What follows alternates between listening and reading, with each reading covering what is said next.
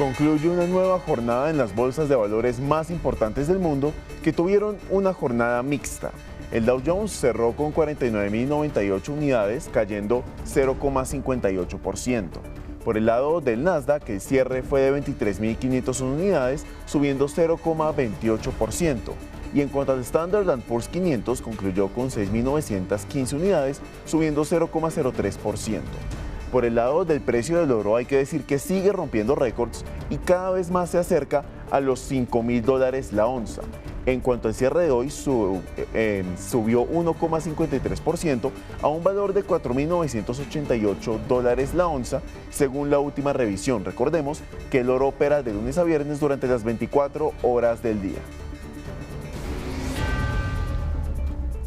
A las 6 de la tarde les doy la bienvenida a una nueva emisión de Economía al Día. Estos son nuestros temas principales para la jornada de hoy. Tenemos un 72% en cuanto al intercambio comercial entre Colombia y Ecuador que se hace por carretera. Colfecar, gremio de los transportadores, pide en medio de este contexto frenar esa guerra arancelaria entre estas dos naciones y mejorar la seguridad fronteriza, que es uno de los puntos clave de esta discusión.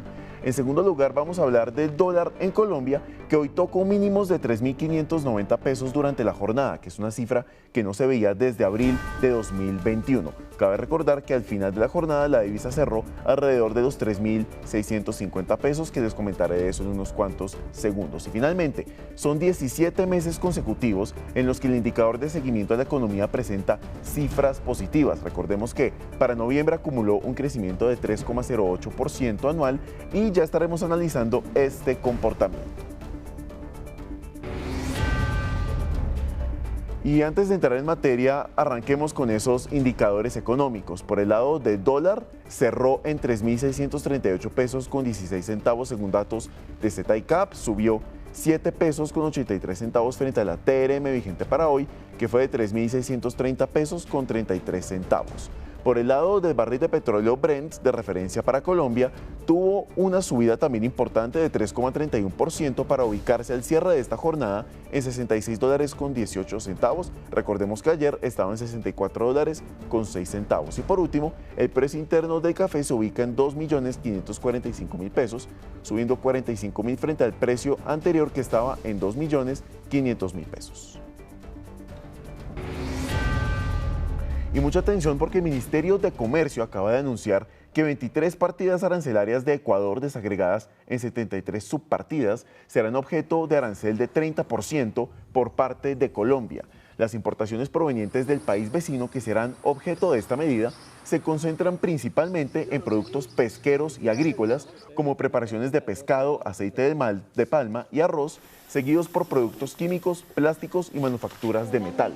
El Ministerio de Comercio también destaca que entre enero del 2023 y octubre del 2025, el volumen importado de estos productos en cuestión alcanzó esa cifra que ven en pantalla, 683.825 toneladas. Según reveló esta misma cartera en el proyecto de decreto sobre medidas arancelarias, el Gobierno Nacional evalúa incluir disposiciones adicionales como la restricción al ingreso terrestre de productos agropecuarios frescos, en particular arroz, y la restricción a la importación de materiales o insumos que puedan ser utilizados para la fabricación de fentanilo. Estas medidas estarán sujetas a la definición de los textos y su sustento técnico y legal por parte tanto de la DIAN como del Ministerio de Hacienda y el Ministerio de Agricultura. En medio de ese contexto y sobre todo teniendo en cuenta que hablamos de importaciones terrestres, Colfecar advierte que el 72% del intercambio comercial entre Colombia y Ecuador se hace por esta vía.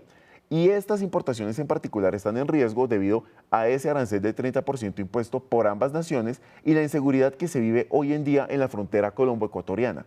Hay que decir que Colombia y Ecuador mantienen desde hace tiempo una relación comercial estratégica que hoy supera los 2.500 millones de dólares anuales y que se podría ver disminuida por esa medida arancelaria que entraría en vigor el 1 de febrero. Pero además, este sector afronta otros retos importantes como la inseguridad en las carreteras cerca a la frontera.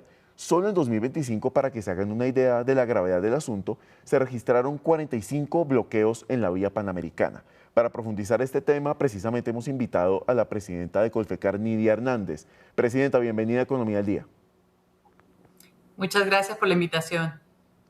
Presidenta, además de esa cifra tan importante, de ese 72% de comercio colombo-ecuatoriano que se hace mediante ese transporte terrestre, veíamos con esas cifras del Ministerio de Comercio que habría restricciones precisamente a esas importaciones que se hacen vía terrestre. Viendo este panorama y las cifras que acabamos de escuchar, ¿ustedes cómo ven el asunto? ¿Qué tanto les preocupa? A nosotros nos preocupa muchísimo porque digamos que con Ecuador se ha mantenido siempre una alianza estratégica que supera los 2.500 millones de dólares. O sea, no estamos hablando de cualquier relación comercial. Además, como tú lo mencionabas, el 72% se mueve por carretera, así que nosotros seríamos uno de los sectores más afectados donde esta guerra comercial siga tomando, digamos, siga escalando.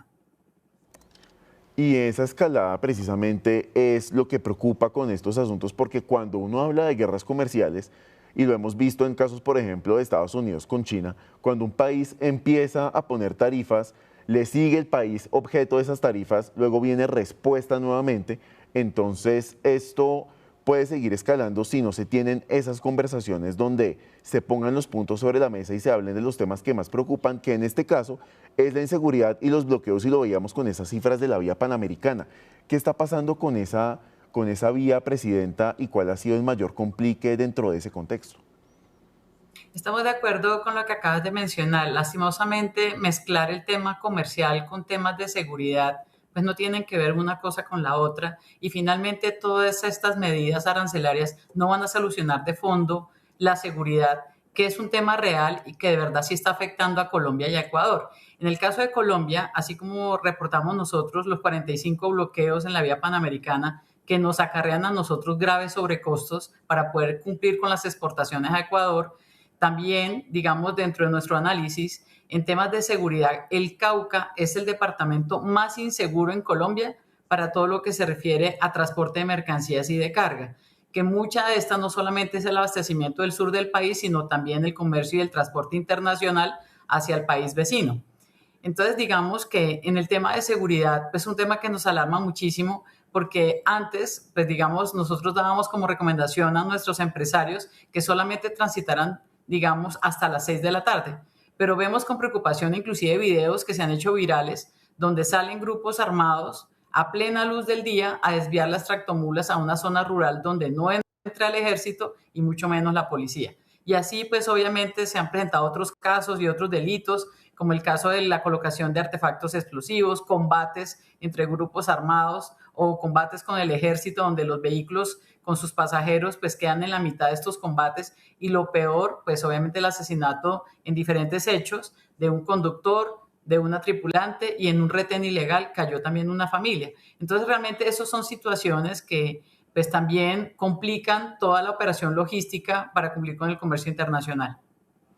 Complicaciones que por supuesto no solo impactan al comercio, sino también a la vida de los colombianos que transitan por estas vías y que comercian con estos bienes. Presidenta, viendo estas cifras que nos daba el Ministerio de Comercio y esos productos puntualmente que serían objeto de ese arancel, estos productos, ¿qué tan frecuentes vienen siendo dentro de esa relación comercial, esos particularmente que mencionamos hace un rato? Digamos que los productos que más, digamos, exportamos desde Colombia, lo primero es todo lo que tiene que ver con el sector de hidrocarburos y de energía, y de ahí para abajo, muchos insumos que tienen que ver con la industria ecuatoriana. También, digamos, hay muchos, digamos, productos del sector agropecuario, como es el azúcar, el café, que también se verían afectados, y medicamentos, mucho producto que va del sector farmacéutico, y también vehículos que van provenientes de Colombia también se exportan hacia Ecuador. Eso es como lo principal, es como los productos Pareto que exportamos desde Colombia. Y quisiera preguntarle también en cuanto a los transportadores, por ejemplo, porque aquí quienes más se ven afectados no solamente por esas restricciones en materia comercial, sino por ese reto de orden público que hay, pues son los transportadores, los camioneros los que se encargan de pasar por carretera esa frontera para llevar esos bienes a Ecuador y de Ecuador a Colombia también. ¿Qué han podido hablar ustedes con este gremio y cuál es la principal preocupación al respecto? Pues ellos también están muy preocupados. Fíjate que solamente el departamento de Nariño Hay 14.000 propietarios de vehículos independientes que dependen de esta labor. Y también recordemos que cuando uno no recuerda la historia está condenado a repetirla. Nosotros ya vivimos esta historia en la frontera colombo-venezolana y digamos ese de pronto es el mayor temor, que se repita algo similar con la ecuatoriana. Y es que de llegar a un tema que escale aún más, pues ya se haría completamente inviable la relación comercial. Y entonces, ¿qué empieza a suceder? Que todo ese ecosistema de empresas que están dedicadas al comercio exterior, a la logística y al transporte internacional, que están en las dos zonas fronterizas, tanto de Colombia como de Ecuador, pues irían muriendo lentamente y desapareciendo como pasó con Venezuela. Entonces, esos son, digamos, espejos que hay que mirar y por eso el llamado que nosotros también hacemos al resto, igual como lo está haciendo todos los gremios, tanto de Colombia como de Ecuador, porque digamos eso es la parte buena, que tanto el sector empresarial de Colombia y Ecuador estamos en la misma página haciendo el lobby y haciendo los llamados a cada uno de nuestros gobiernos, es a que se serenen, a que, digamos, se convoque de manera urgente, digamos, a un diálogo bilateral, que se apoyen también en los mecanismos que da la Comunidad Andina de Naciones, que tanto Colombia como Ecuador hacen parte, y que finalmente puedan superar las diferencias y que finalmente puedan trabajar realmente en equipo en lo que de verdad les concierne, que es la seguridad, tanto en Colombia como en Ecuador, porque en Ecuador también se está presentando la misma historia. También se presentan hurtos de vehículos, también hay presencia de grupos armados. Así que, digamos, la seguridad es un tema de prioridad nacional para los dos países y lo que deberían de trabajar es precisamente en una conversación que puedan trabajar en equipo para superar precisamente esa situación. Usted lo ha dicho, Presidenta, un llamado clave ese de trabajo en equipo, tanto de los gremios como de la comunidad internacional. Nidia Hernández, Presidenta de Colfecar, un gusto haberla tenido aquí en Economía al Día. Muchas gracias, Romario, por la invitación. Y a las 6:12 de la tarde volvemos a hablar del DANE, Departamento Administrativo Nacional de Estadística, que reveló los resultados del indicador de seguimiento de la economía para noviembre. Y aunque la cifra muestra que hubo un crecimiento notable entre enero y el penúltimo mes del 2025, hay que decir también que hay contrastes en este dato. Para el exministro de Comercio y Hacienda, José Manuel Restrepo, no todo es color de rosa. Veamos por qué. 8 meses en terreno positivo, claro, después de casi 2 años y medio en terreno negativo, sobre todo para sectores como la industria y el comercio. En positivo, bueno, también que el crecimiento, o hablar de un crecimiento del 3.08 o 3.1%, pues por lo menos deja la sensación de que al cierre de este año vamos a estar cerca del 3%, y esa es una buena noticia también. Y también en positivo que la actividad terciaria, o sea, los servicios, tienen un muy buen desempeño, casi del orden del 4.22%. Eso sería lo bueno. Pero también hay temas que no son tan buenos, son malos. Tendríamos que llamarlo de esa manera. ¿Cuáles son los malos? Los malos es que cuando uno evalúa la serie desestacionalizada, pues se encuentra que entre noviembre y octubre y noviembre, hay una caída, y una caída que no es un buen signo. Pero sobre todo, hay un muy mal desempeño todavía de actividades primarias y de actividades secundarias, o sea, del sector agropecuario y del sector industrial, en donde hay caída con respecto al año pasado y en donde también hay caída con respecto al mes pasado. Entonces, si bien las cifras agregadas muestran un resultado aceptable, dentro de ellas muy mal la industria, muy mal el sector agropecuario y no tan bueno el resultado con respecto al mes anterior. En esa misma línea, como les hemos venido contando y de acuerdo con esas cifras del DANE, los datos de comportamiento del indicador de seguimiento de la economía ya completan 17 meses en terreno positivo. El ICE en su serie original se ubicó en 131,58 unidades para el penúltimo mes del año. Eso representó un crecimiento de 3,08% respecto al mes de noviembre del 2024. Por su parte, en otros datos clave dentro de este análisis, la producción industrial colombiana avanzó 0,6% entre enero y noviembre del 2025. Entre tanto, las ventas minoristas en Colombia crecieron 11,8%. Para analizar todo este panorama, invitamos a Luis Fernando Mejía, CEO de Lumen Economic Intelligence. Luis Fernando, bienvenido. ¿Qué tal? Gracias por la invitación. Un saludo muy especial a todas las personas conectadas. Gracias, Luis Fernando. Estamos viendo unos datos interesantes, ese 3,08%, 3,1% he leído también en otros espacios. Estamos viendo una cifra que está si no me equivoco, en el top 3 de esos indicadores de seguimiento de la economía mensuales que hace el DANE para el 2025 y una cifra que se acerca a esa meta de crecimiento del Banco de la República de 3%, pero veíamos que el exministro Restrepo punteaba unos datos que debemos tener también en cuenta. Con este panorama en conjunto, ¿cómo interpretar esta cifra y cómo explicarle a los colombianos el impacto que tiene? Claro que sí, Sebastián. Mire, lo primero es que es un crecimiento que no está por fuera de las expectativas. Este crecimiento del 3% para noviembre y de prácticamente el 2,9% en los 11 primeros meses del año era un poco lo que estaba estimando el mercado, los analistas, un crecimiento que va a estar muy ligeramente por debajo del 3% o alcanzando una cifra del 3%. Así que eso, digamos, no genera sorpresas. Es positivo, por supuesto, que la economía crezca, siempre es una buena noticia porque esto implica generación de empleo y eso se vio lo ocurrido del 2025 hasta cuando el DANE ha publicado las cifras. Todavía no tenemos las del año completo. Sin embargo, hay temas de fondo que hay que analizar y yo creo que lo más preocupante sigue siendo la enorme heterogeneidad que hay en este crecimiento. ¿Esto qué quiere decir? Que no todos los sectores de la actividad económica están creciendo al 3%.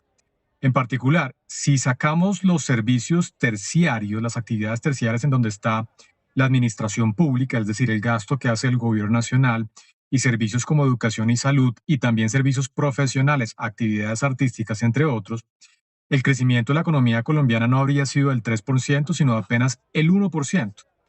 ¿Por qué? Porque los otros sectores están realmente muy rezagados. Por ejemplo, en noviembre, las actividades de agricultura, ganadería y caza se estancaron con un crecimiento ligeramente negativo, menos 0,09%. La industria continúa también en terreno negativo, un crecimiento de menos 0,08%. Información y comunicaciones cayendo al 1%. Así que todavía falta mucho camino por recorrer para que este crecimiento que luce bien realmente afecte a todos los sectores. Entonces, quienes nos están viendo dirán, mi sector no va tan bien, no está creciendo al 3% en términos reales. Bueno, probablemente tiene razón, porque esto se ve en estas cifras cuando se desagregan, realmente no estamos viendo un crecimiento homogéneo en la economía colombiana. Y por supuesto ese es un indicador clave para ver la buena salud de una economía, que haya ese crecimiento homogéneo que usted menciona, Luis Fernando. También llama la atención ese dato que dábamos casi al inicio, que eran los 17 meses que lleva ese indicador de seguimiento de la economía en números positivos, desde junio del 2024, cuando se vio un decrecimiento importante. Ahora estamos viendo una economía que, a la espera de lo que pase en diciembre, que muy seguramente mostrará un crecimiento similar o incluso superior a este de noviembre, vemos que casi año y medio de la economía colombiana se ha comportado bien. Entonces, ¿esto qué mensaje también le brinda a los colombianos? Por supuesto, es positivo porque la economía colombiana completa, como usted bien lo dice, prácticamente un año y medio de crecimientos, es decir, de expansión de la actividad económica, lo que implica, por supuesto, un aumento de la demanda de empleo y eso se ratifica con las cifras de desempleo del año que ha pasado, que fueron buenas en el total, no así en términos de la calidad de la generación de empleo. Sin embargo, otra vez volviendo al punto de la heterogeneidad que tenemos en las cifras, que la agricultura no esté creciendo, que la industria y la construcción tampoco estén en terreno positivo, implican que de no darse un vuelco en términos de las cifras de estos tres sectores, industria, agricultura y comercio, va a ser, y construcción, perdón, va a ser muy difícil que en este 2026 continúe la reducción de la tasa de desempleo. ¿Por qué? Porque estos sectores son altamente demandantes de empleo. Por ejemplo, la actividad del comercio representa casi una quinta parte de la actividad productiva y cerca del 14% del empleo total nacional. Entonces, sectores que son altamente demandantes de empleo todavía no están en cifras positivas, en cifras en verde, están en cifras en rojo. Ahí es donde tenemos todavía ese reto como economía de lograr que tanto la industria como la construcción y la agricultura vuelvan a crecer y eso ahí sí podría garantizar no solamente cifras de crecimiento, sino especialmente reducción de la tasa de desempleo. Y fíjese que cuando hablamos de desempleo y del sector comercio, por ejemplo, mirando específicamente el empleo juvenil, lo que es el comercio junto con el sector de vehículos son los que más empleo le dan a los jóvenes. Ese sector en particular emplea alrededor de 18,3% de los jóvenes entre 14 y 28 años que hoy están ocupados. Esa podría ser una razón también para ver el comportamiento de la economía, sobre todo en esos sectores en particular. Totalmente, esa relación entre la actividad productiva y la demanda de empleo Es tan estrecha que los economistas le hemos puesto un nombre que es la ley de Ockham, es decir, cuando la actividad productiva en un sector empieza a crecer, usualmente eso también implica un aumento en la demanda de empleo. ¿Qué riesgo tenemos en este año 2026? Infortunadamente, el aumento del salario mínimo va a jugar en contra de ese aumento en la demanda de empleo, especialmente el empleo formal. Porque el año pasado, recordemos, muy importante el crecimiento del empleo, creciendo por encima del 3%, pero volvimos a tener una composición que tal vez no es la deseada. Cerca de la mitad de los empleos generados fueron empleos informales, de cuenta propia, independientes. Lo que necesitamos, por supuesto, es que haya generación de empleo, pero especialmente empleo formal. Y ahí tenemos una preocupación sobre el impacto del aumento del salario mínimo justamente en estos sectores que son altamente demandantes de empleo. Cierto, ese punto es bastante importante y será determinante para los próximos análisis que vengan y las cifras que lleguen de los indicadores de seguimiento de la economía. Luis Fernando Mejía, CEO de Lumen Economic Intelligence, un gusto haber charlado con usted en Economía al Día. Como siempre, Sebastián, un gusto igualmente, un saludo muy especial y un feliz fin de semana para todos. Gracias. Feliz fin de semana. Y pese a que el dólar tuvo una ligera subida en la jornada de hoy, también hay que decir que registró un valor mínimo que no se veía desde hace casi 5 años. Durante los primeros 20 minutos de la operación, la divisa estadounidense alcanzó un precio mínimo de 3.590 pesos con 88 centavos, según datos de Z-ICAP. La última vez que se registró un cierre con cifras similares fue en abril de 2021, cuando terminó la jornada en un nivel similar a los 3.590 pesos. Cabe recordar que esta caída o estas caídas que hemos visto en los últimos días se deben principalmente a las monetizaciones del gobierno colombiano, que se intensificaron tras la operación de títulos de tesorería por 4.950 millones de pesos a comienzos de este mes. Asimismo, el entorno internacional mantiene un alto nivel de cautela tras la disputa entre Donald Trump y varios países de la Unión Europea sobre la intención del mandatario estadounidense de tomar el control de Groenlandia. Y Fedearroz advierte que el arroz que está entrando desde Ecuador está generando una presión directa sobre los precios internos y poniendo en riesgo la viabilidad de los productores colombianos. Ante esta situación, el gremio le pide al gobierno medidas inmediatas, como incluir el arroz de manera permanente en las retaliaciones comerciales contra Ecuador y definir un solo puerto de entrada para evitar tanto contrabando como riesgos sanitarios y operaciones ilegales. El llamado es claro y busca contener un impacto que desde ya se siente en la producción nacional. Más de 96 millones de dólares representan las exportaciones de las 5 empresas que más intercambio comercial tienen entre Colombia y Ecuador. Veamos el ranking que, según Analdex, lo lidera XM, que en 2025 exportó energía desde Colombia a Ecuador por un valor de 133,5 millones de dólares. Le siguen Colgate Palmolive, que en el año anterior vendió 39,2 millones de dólares al vecino país con corte a noviembre, y el podio lo cierra Gino Motors con 32,7 millones de dólares. En el top 4 y top 5 están manufacturas Elliott y Renault, que entre las dos tienen cada una prácticamente 30,8 millones de dólares.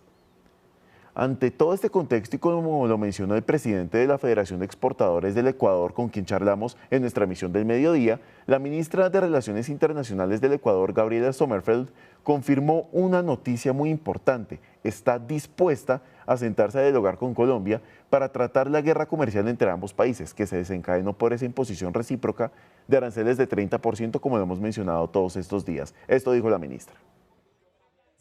Siempre hay acercamiento, hay una solicitud de cita. Ese día el Ecuador, del día domingo 25, ha solicitado Colombia, pero ese día el Ecuador está recibiendo en los salones de Cancillería una misión de seguridad de un país cooperante importante que ya son agendas que se tienen establecidas con los diferentes ministros y no se puede recibir 25. Sin embargo, el Ecuador ha hecho una contrapropuesta de fechas para la siguiente semana para poder mantener diálogos, pero insistir en la posición del Ecuador sobre este tema tan importante. Por supuesto, estaremos atentos a ese cronograma que se conocerá muy pronto. En otras noticias, la Contraloría alertó que la crisis financiera de los hospitales públicos se ha agravado, por lo que amplió su llamado a la Superintendencia de Salud y al Ministerio de Salud al evidenciar que aunque el giro directo de la ARES creció 27,2%, la deuda de la red pública aumentó en solo 9 meses, al pasar de 12,5 billones a 16,28 billones de pesos. Entre el 2024 y el 2025 los hospitales facturaron menos de lo que recibieron. Otro dato preocupante, y es que en 2024 solo cobraron efectivamente el 84%, mientras que el año pasado, el 2025, la cifra bajó 7 puntos hasta 77%. Mientras que los prestadores privados concentraron cerca del 68% de los recursos frente a un 23% para los públicos, situación que está asfixiando a una red que atiende a más de 600 municipios y pone en riesgo la sostenibilidad del sistema de salud. A continuación tenemos todos los detalles. En solo 9 meses, la crisis financiera de los hospitales públicos del país se agudizó, pues la deuda de las EPS, principalmente de las intervenidas por el Estado con estos prestadores, aumentó un 30%, pasando de cerca de 12 billones de pesos a 16.28 billones de pesos. Según la Contraloría, las EPS con mayor deuda son Nueva EPS, Sabia Salud, Asmed Salud, Ensanar, Comparta. Persisten pagos parciales tardíos o inexistentes por parte de las EPS, incluyendo las intervenidas, frente a servicios financiados con la UPC, lo que demuestra que las medidas adoptadas por la Supersalud han sido insuficientes e ineficaces. Incluso los pagos se redujeron en mayor medida hacia los hospitales que prestan servicios de alta complejidad, lo que para la Contraloría pone en riesgo la sostenibilidad de esos prestadores. No tiene cómo volver a contratar especialistas, tiene restringido el tema de insumos, medicamentos, y eso lleva a que le toque cancelar cirugías o incluso aplazar procedimientos. Aunque el giro directo, es decir, el pago sin intermediarios a los prestadores de servicios de salud, aumentó 27%, asegura la Contraloría que la mayoría de esos dineros se ha ido a la red privada, que concentra el 67.7% de los giros, y a los hospitales solo el 23.2%. La ADRE le confirmó a Noticias Caracol que la concentración es real, pero sobre el resto del informe de la Contraloría, al igual que la Supersalud, prefieren revisarlo a detalle para pronunciarse. Otra alerta de la Contraloría dice que a pesar de tener recursos para pagar servicios, la nueva EPS no lo hace, agravando la crisis y la situación de los usuarios. El órgano de control pudo verificar con la ADRES que existen recursos correspondientes a presupuestos máximos de la nueva EPS disponibles para ser girados a las IPS, cuya aplicación inmediata permitiría aliviar la situación financiera, especialmente los niveles de baja complejidad de la red pública. El estudio concluye un riesgo en el servicio de salud para usuarios de hospitales en más de 600 municipios del país. El Ministerio de Trabajo anunció la implementación de una herramienta digital basada en un código QR para que los trabajadores puedan denunciar de manera confidencial el incumplimiento del nuevo salario mínimo vital. Esta medida se tomó tras haber recibido 864 quejas contra empleadores por no aplicar el aumento del salario mínimo o por desmejorar las condiciones laborales de sus empleados. El ministro de Trabajo, Antonio Sanguino, aseguró que la medida busca frenar las estrategias de evasión y activar de manera automática las rutas tanto de inspección como de vigilancia y control. La Superintendencia de Industria y Comercio dejó en firme la sanción al Banco de Vivienda por vulnerar las normas de protección de datos. Por esto, la entidad bancaria deberá pagar una multa por 268 millones de pesos. El Banco de Vivienda aseguró que, y abro comillas, dará cumplimiento a tal resolución y se encuentra evaluando las posibles siguientes acciones a adoptar, cierro comillas.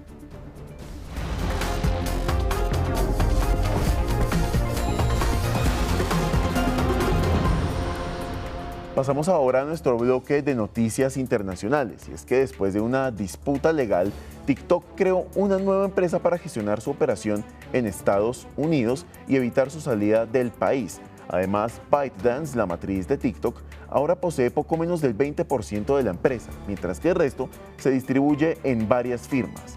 El debate sigue siendo el algoritmo, pero hasta ahora, bajo promesas de ajustes y un mayor control, se generan dudas sobre la libertad de expresión, la privacidad y la real influencia del gobierno estadounidense dentro de este debate.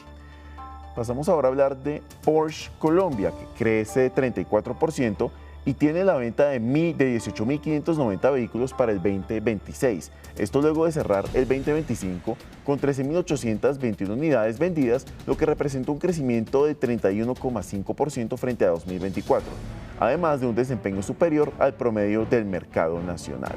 Juan Felipe Bedoya, gerente de las marcas del grupo Volkswagen en el país, destacó que la estrategia de contar con un portafolio de renovación constante ya empezó a dar resultados positivos. Y con estas noticias terminamos esta emisión de Economía al Día. Muchas gracias por su sintonía y los dejamos con toda la programación de Negocios DITU. Feliz fin de semana.